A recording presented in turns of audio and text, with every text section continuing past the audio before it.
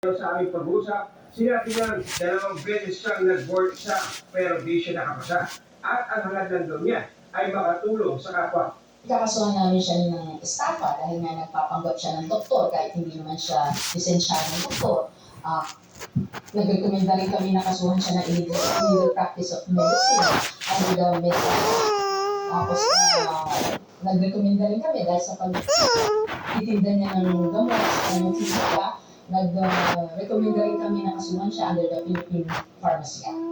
Para sa GMA Intelligence News, konsulta na ako 24 horas. Hindi na mas komportable ang biyahe, nakakaiwas din. I love you so much. I love you so much. Makikinabang sa LRT I love you so Extension Project.